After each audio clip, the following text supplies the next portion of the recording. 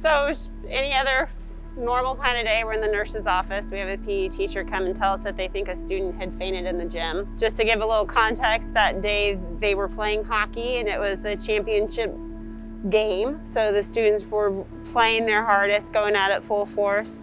Our student who had the incident had been in the game and came to sit out for a little bit because he was hot and really tired. Within, a few minutes of him coming over to take a rest, you see him collapse.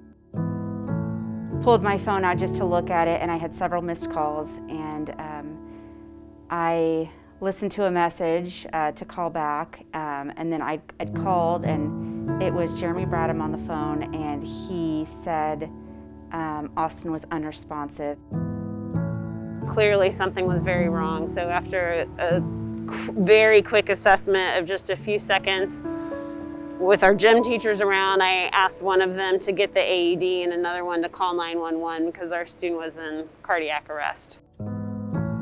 Thankfully, our AED is really close in the gym over there on the wall, so you're never really prepared for it to tell you that it's going to deliver a shock, but it said the shock was needed on the student.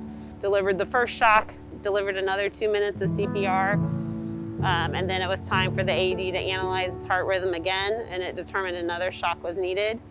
And when the EMTs arrived, you could see that the student had started to breathe again on his own, and they were able to apply oxygen and take him to the hospital.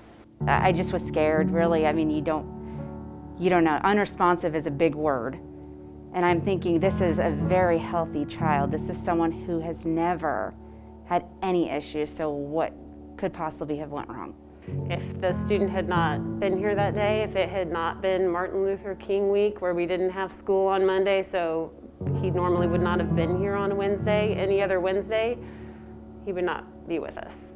It couldn't have happened more perfectly. I mean, if this had happened, he's a walker, so had this happened when he was walking home from school one day, any other moment that this would have happened, it would have been catastrophe. But it just goes to show, like, in this particular instance, how well our staff works together. Because it wasn't just me. It was my health aide, Elvira, also. It was the PE staff. It was the administration. It was everybody working together to do their part in that emergency to make sure things ran smoothly.